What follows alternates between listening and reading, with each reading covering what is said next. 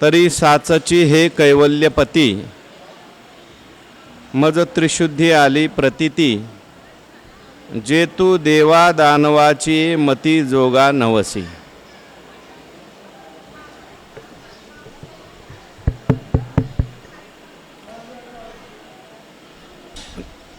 नमामि सद्गुरुं शांतं सच्चिदानंद विग्रहं पूर्ण ब्रह्म परानंद मीशम आळंदी वल्लभम. भगवंताच्या कृपेने सर्व साधू संतांच्या आशीर्वादाने पुण्यसलीला इंद्रायणी मातेच्या पावन तीरावर संजीवन समाधीस्थ ज्ञानोबारायांच्या या पवित्र अशा अलंकापूर नगरीमध्ये वारकरी शिक्षण संस्था आणि आळंदी देवस्थान यांच्या माध्यमातून सुरू असलेली आपली ही नित्याची ज्ञानेश्वरी प्रवचन सेवा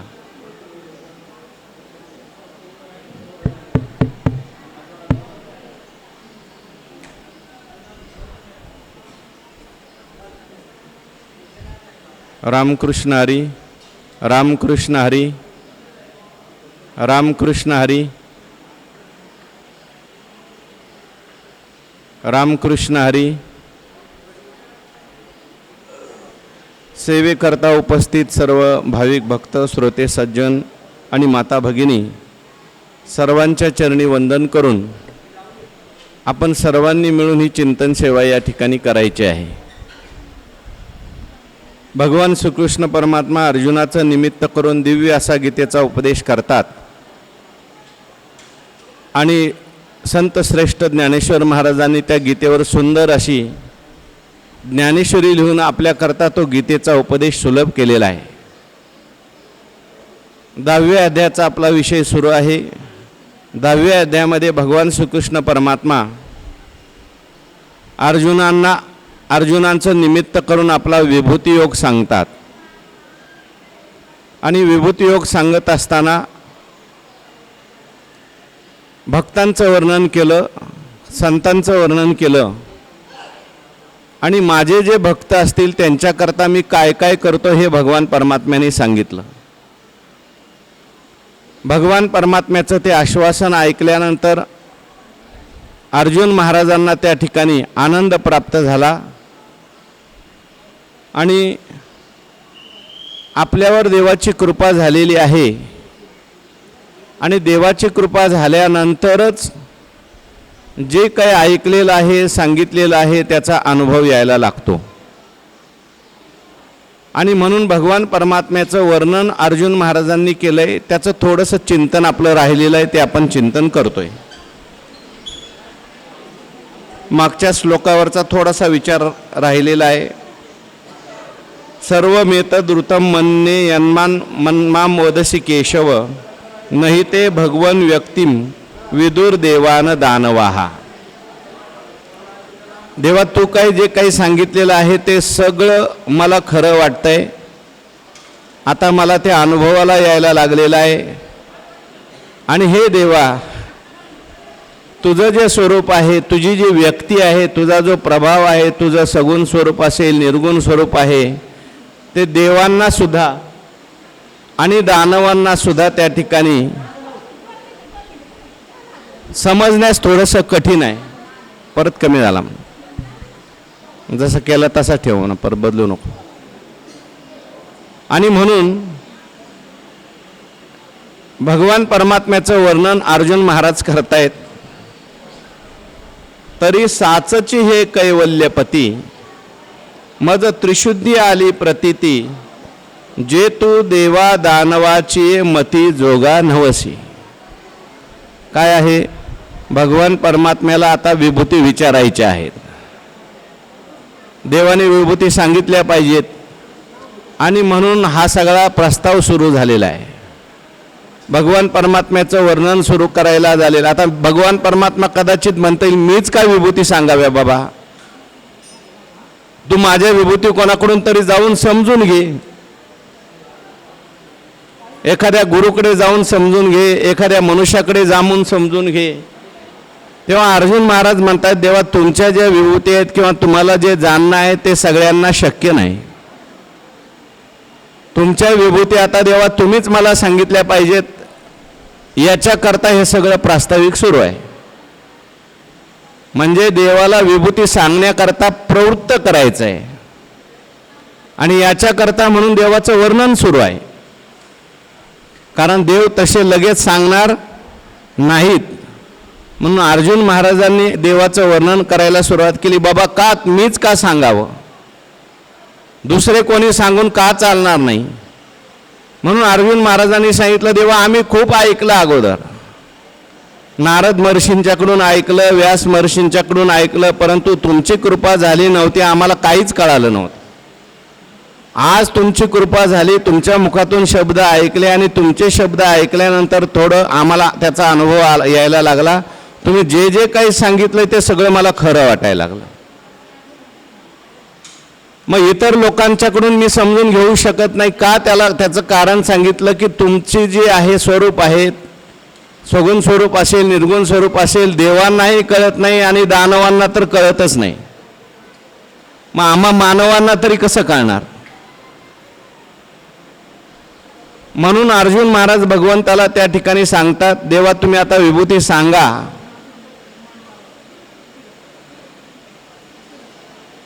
भगवान परमात्म्याला अर्जुन महाराज म्हणतात की तुमचं जे स्वरूप आहे तरी साचची हे कैवल्यपती. आता खरोखर त्या ठिकाणी मला कळून आलेलं आहे, मला अनुभव आलेला आहे. काय तुम्हाला अनुभव आला. मज त्रिशुद्धी आली प्रतीती. मला एकदम निश्चयाने अनुभव आलेला आहे. काय अनुभव आलाय ते तर सांगशील का नाही बाबा. म्हटले जे तू देव दानवाचे मती जोगा नवसी. देव आणि दानव यांच्या बुद्धीला जाणण्यास तू योग्य नाहीस. का जाणण्यामध्ये योग्य नाही, त्याच्याकरता या अगोदरची सगळी विशेषण आहेत. पहिली गोष्ट म्हणजे तुम्ही कैवल्यपती आहात. देवाला या ठिकाणी अर्जुन महाराजांनी काय म्हटलंय, कैवल्यपती. कैवल्य म्हणजे मोक्ष, आणि त्या मोक्षाचे पती तुम्ही आहात. म्हणजे मोक्ष देणारे तुम्ही आहात, मोक्ष रूप तुम्ही आहात, मोक्षाचं रक्षण करणारे तुम्ही आहात. ज्ञानेश्वरीमध्ये अनेक ठिकाणी देवाला कैवल्यपती म्हटलंय. मोक्षाचा आणि देवाचा संबंध आहे असं म्हटलंय. भगवान परमात्मा हा मोक्ष देणारा आहे. तसं पाहायला गेलं तर मोक्ष काही सोपा आहे का हो. अवघड आहे मोक्ष. सगळे प्रयत्न कशा करतायत, मोक्षाकरताच आहेत. आणि मोक्ष हा दुराराध्य आहे. पण जरी मोक्ष दुराराध्य जरी असला तरी सुद्धा तो मोक्ष जो आहे तो सुलभ होतो. मोक्ष दुराराध्य कीर होये, तोही आराधी तुझे पाय. मनोनी धाडसी तेथ जाये पायुकू जैसा. कैवल्यपती भगवंताला का म्हटलंय त्याचा आपल्याला विचार चाललाय. सांगा, आणखीन कैवल्यपती भगवंताला अनेक ठिकाणी म्हटलंय. म्हणजे मोक्षाचा आणि देवाचा संबंध अनेक ठिकाणी ज्ञानोबारांनी सांगितलाय. वास्तविक पाहता मोक्ष दुराराध्य आहे, परंतु तोही आराधी तुझे पाय. मोक्षही भगवंताची उपासना करतो आणि मोक्ष भगवंताने जिथं सांगितलंय तिथं निपुटपणे जातो. याचा अर्थ मोक्ष भगवान परमात्म्याचा सेवक आहे, मोक्ष भगवान परमात्म्याच्या अधीन आहे. म्हणून भगवंताला कैवल्यपती म्हटलं. आणखीन भगवंताला कैवल्यपती का म्हटलं, त्याची कारण आहेत की मोक्ष भगवान परमात्मा कोणालाही देऊ शकतात. तुवा सनकादिकाचे निमाने सायुज्य सौरसो दिधला पुतने. जे विषाचेनी स्तनपाने मारू आली. मारण्याकरता आलेली पुतना मावशी, पण भगवान परमात्म्याने तिला मोक्ष देऊन टाकला. कारण तो कैवल्यपती आहे. मोक्षाकरता प्रयत्न करणारे आहेत त्यांना मोक्ष मिळेल की नाही सांगता येत नाही. पण देवाने जर ठरवलं याला मोक्ष द्यायचा तर देव त्याला कधी मोक्ष देऊ शकतो. मोक्ष रूपच देव आहे. मोक्षाचा पती भगवान परमात्मा आहे. म्हणून कैवल्यपती असं भगवान परमात्म्याला म्हटलं. तरी साचचे हे कैवल्यपती. खरोखर तुम्ही कैवल्यपती आहात, कारण तुमची कृपा झाली आणि मला सुद्धा तुमच्या स्वरूपाचा अनुभव यायला लागला. मला सुद्धा मोक्षाचा अनुभव यायला लागला. म्हणून खरोखर साचची हे कैवल्यपती. मज त्रिशुद्धी आली प्रतीती. मला प्रतीती आली आणि ती प्रतीती त्रिशुद्धी आलेली आहे. दृढ प्रतीती आलेली आहे. मला आता जी प्रतीती आली आहे त्याच्यामध्ये कुठल्याही प्रकारे असंभावना, विपरीत भावना नाही, संशय विपर्यय रहित आलेली प्रतीती आहे. आपल्याला ही प्रतीती येते, परंतु ती प्रतीती संशययुक्त असते. परत संशय निर्माण होतो. असं वाटतं आता मी मुक्त झालो, पण थोड्या वेळाने बाहेर गेलं की लगेच बद्ध होऊन जातो. आपलं ज्ञान टिकत नाही, आपला मोक्ष टिकत नाही. परंतु भगवंताची कृपा झाल्यानंतर झालेलं जे ज्ञान आहे ते मात्र शाश्वत ज्ञान आहे. म्हणून भगवान परमात्म्याला अर्जुन म्हणतात, मज त्रिशुद्धी आली प्रतीती. मला आता एकदम निश्चयाने ही प्रतीती आलेली आहे. काय प्रतीती आलेली आहे, कशी प्रतीती आलेली आहे? जे तू देवा दानवाची मती जोगा नवसी. जी प्रतीती मला आलेली आहे ती प्रतीती सर्वांना येण्यासारखी नाही. किंवा मला असं कळलंय, मला असा अनुभव आलेला आहे की देव असतील, दानव असतील, त्यांच्याही बुद्धीला कळण्यास तू थोडासा कठीण आहेस. मानवांच्या, देवाच्या, दानवांच्या बुद्धीला सुद्धा कळण्यास तू कठीण आहेस. म्हणून मी तुला आता विभूती विचारणार आहे. कारण आम्ही गेलो असतो देवांच्याकडे आणि देवांना विचारलं असतं, आम्हाला थोडंसं देवाचं स्वरूप समजून सांगा, देवाच्या विभूती सांगा. देवांना त्या विभूती कळाल्या नाहीत. देवांना विभूती का कळत नाही त्याचं कारण आहे. आपण मागे पाहून आलोय श्लोकाचं चिंतन करताना. काय कारण सांगितलं?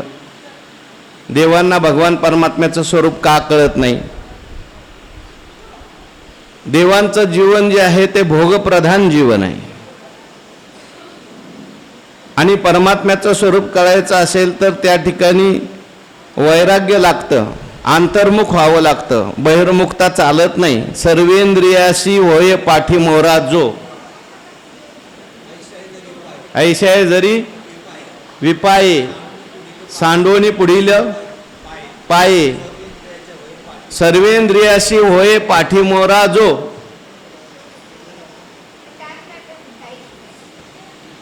भगवान परमात्म्याची प्राप्ती करायची असेल तर विषयाशी तिळांजळी देऊनी, प्रवृत्तीवली लिगड वाहुनी भगवंताची प्राप्ती करायची असेल तर एवढं सोपं नाही. मला थोडं थोडं आठवत आहे बरं का. मी ज्ञानेश्वरीची जास्तीत जास्त 5 ते 10 पारायणं केलेली आहेत. हे सांगायचं आहे ते फक्त जोग महाराजांची कृपा आहे. थोडंसं चिंतन इकडचं तिकडचं करून सांगायचं आहे. त्याला सेवा लागते, सेवेशिवाय आठवत नाही. म्हणून भगवान परमात्म्याला जाणण्याकरता देव योग्य नाहीत. देवांना सुद्धा असं वाटतं की इहलोकीचा हा देह देव इच्छितातीप आहे किंवा स्वर्गीचे अमर इच्छिताती देवा मृत्यूलोकी व्हावा जन्म आम्हा. भोगप्रधान जीवन असेल तर माझी प्राप्ती होत नाही. स्वर्गाच्या सुखाची इच्छा असल्यामुळे देवांना देवांच्याकडून मी जाणलं जात नाही. देवांना माझं सगुण स्वरूपही कळत नाही, निर्गुण स्वरूपही कळत नाही. निर्गुण स्वरूप तर कळण्यास कठीणच आहे. ते मतीचा विषय नाही, बुद्धीचा विषय नाही. पण सगुण स्वरूप सुद्धा कळण्यासाठी कठीण आहे. आपण श्लोकाच्या वेळेस पाहून आलो, ब्रह्मदेवाला भगवंताचं सगुण स्वरूप कळालं का? कळालं नाही. इंद्रदेवाला सुद्धा भगवान परमात्म्याचं सगुण स्वरूप कळालं नाही. अनेक देवांना कळालं नाही. भगवान परमात्मा अवताराला आल्यानंतर देव देव आहे असं कळत नाही. म्हणून या ठिकाणी शब्द ज्ञानोबाराय वापरतात, देवा तुझं जे प्रभाव आहे, तुझं जे स्वरूप आहे, सगुण स्वरूप असेल, निर्गुण स्वरूप असेल, देवांना कळत नाही. आता देवांना जर कळत नाही तर दानवांना कळेल का? ब्रह्मदेवाला कळत नाही, मग कंसाला कळेल का? रावणाला कळेल का? कळत नाही. कारण यांची बुद्धी जी आहे, दानवांची बुद्धी जी आहे ती तमोगुणी बुद्धी आहे, रजोगुणी बुद्धी आहे. सत्वगुणी बुद्धी असलेल्या देवांनाही कळत नाही. सत्वगुणाच्या पलीकडे जावं लागतं. आणि म्हणून दानवांना सुद्धा भगवान परमात्मा कुठल्याच दानवाला कळले नाहीत. कंसाला भगवान परमात्मा कळले नाहीत, म्हणून तर कंसाने लहानपणापासून मारण्यासाठी प्रयत्न केले.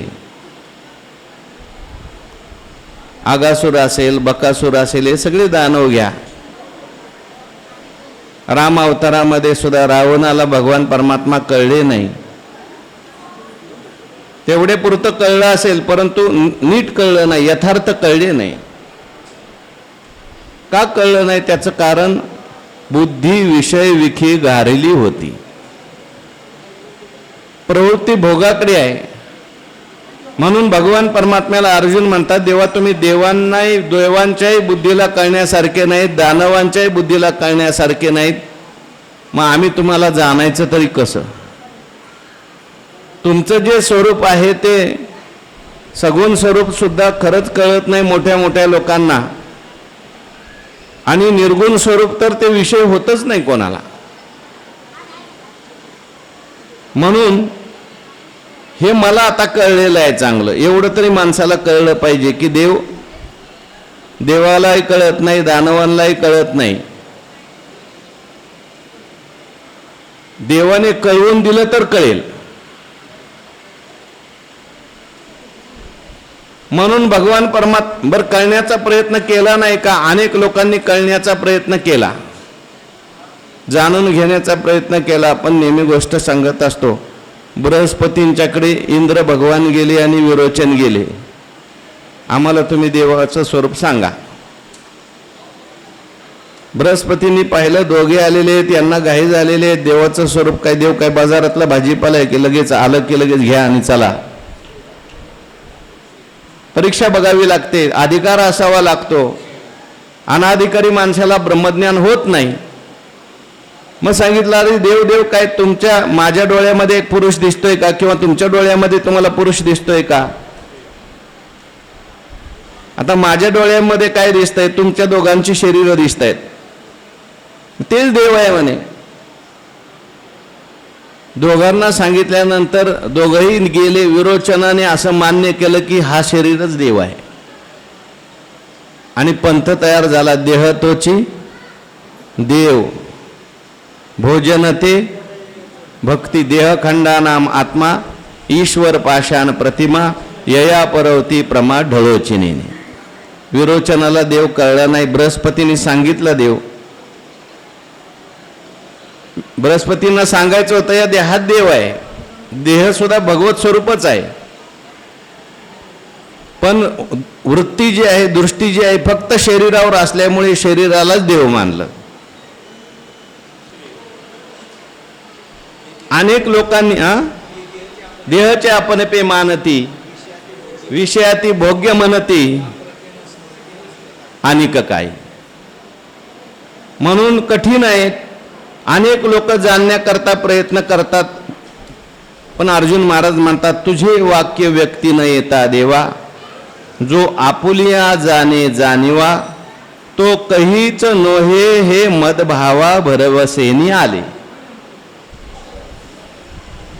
तुझे वाक्य व्यक्ती न येता देवा, हे देवा तुझे वाक्य व्यक्ती न येता, जोपर्यंत तुझं वाक्य आकाराला येत नाही, तुझं वाक्य ऐकायला मिळत नाही, जोपर्यंत देवा तू सांगत नाही तुझ्याविषयी,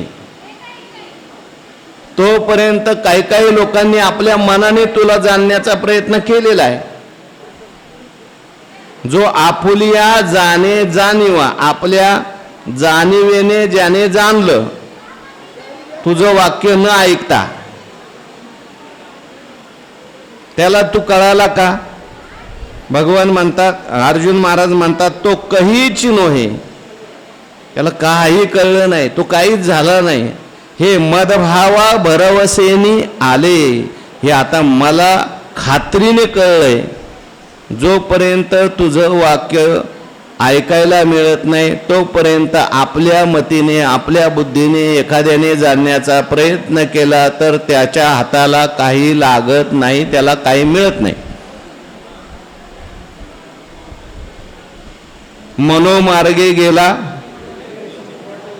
तो येथेची मुकला.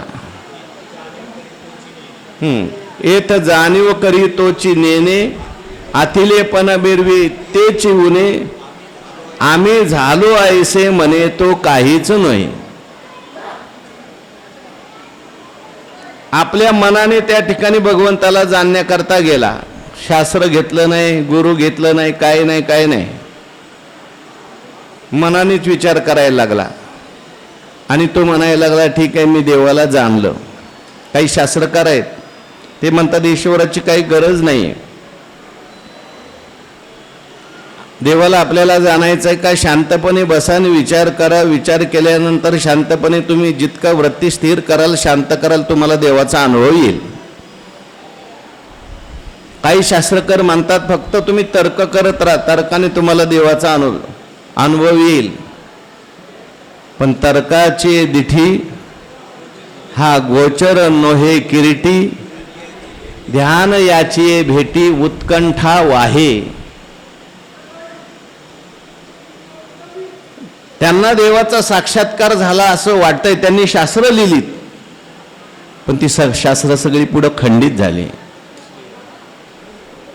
का खंडित झाली? त्याचं कारण त्यांनी आपोल्या मतीने देवाचा विचार केला. ते जीव जंतूशी केवी कळे, जो आपुलिया जाणे जाणीवा, आपल्या मनाने देवाचा काहीतरी निर्णय केला, देवाला जाणलं असं म्हणू लागला आणि मला देवाचा अनुभव आला असा म्हणू लागला, त्याला वास्तविक पाहता देव कळणार नाही.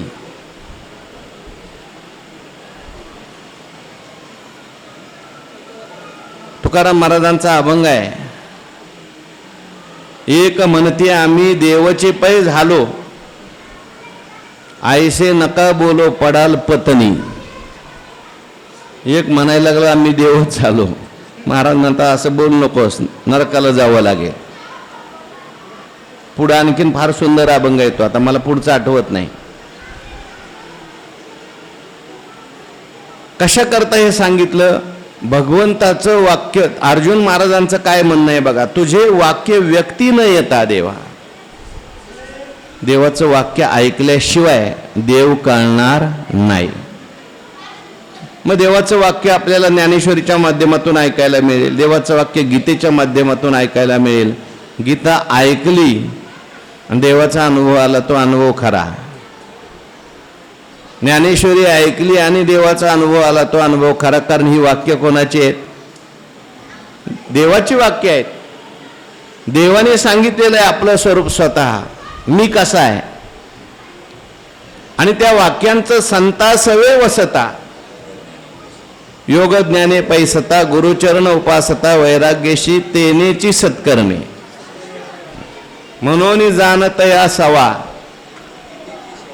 गीताची एक सेवा, काय करायला आघवा शास्त्रीय रे. गीतेची सेवा करायची फक्त, पण कशी करायची? जाणत या सवा, बरं का, जाणत्या माणसाबरोबर, मनाने नाही. नीट समजून घ्यायची गीता. भगवान परमात्म्याचं हे वाक्य आहे, हे काही सामान्य वाक्य नाही. देवाच्या मुखातून आलेले शब्द आहेत. स्वमुखे आपण सांगेतो श्री विष्णू, श्री गीता हा प्रश्नो अर्जुनेशी.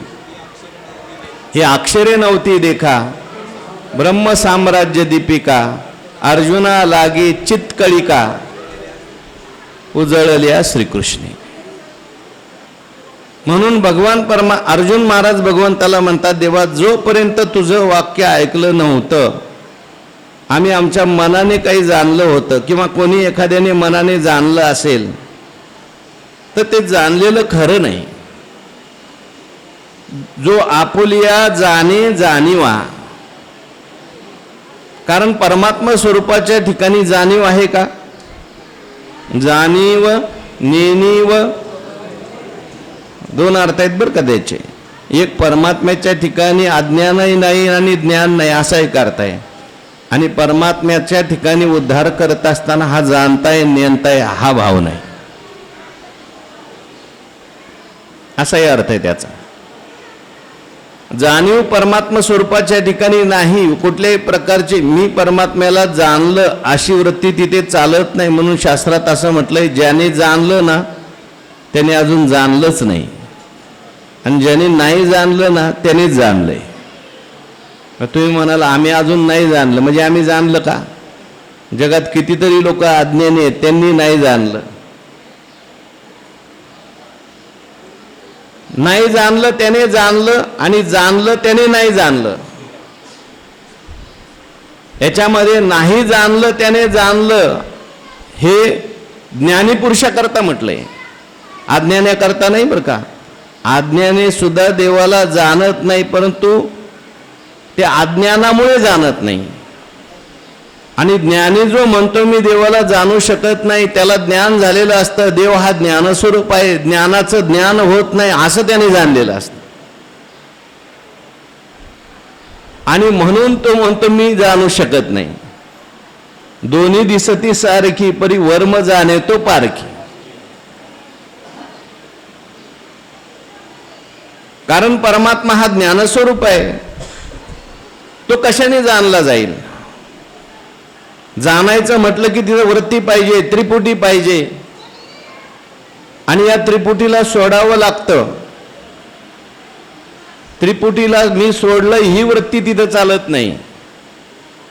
मी देह आहे ती ही वृत्ती चालतच नाही, पण मी ब्रह्म आहे ही वृत्ती चालत नाही, ही जाणीव चालत नाही. जाणीव जेथ न रिगे, आताच होई आपण सांगितले.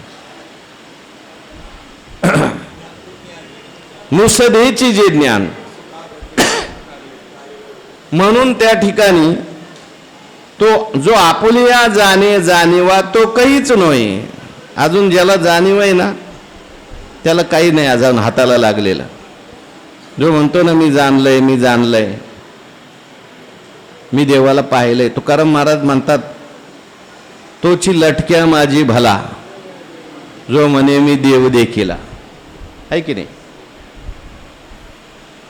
ते म्हणतोय ना मी अजून बुडालो बुडालो, तो अजून बुडालाच नाही, कारण बुडाल्यावर तो सांगणार नाही. याचा अर्थ मनुष्याला ज्ञान झालं, देवात साक्षात्कार झाला म्हणजे तो बोलत नाही असं नाही बरं का.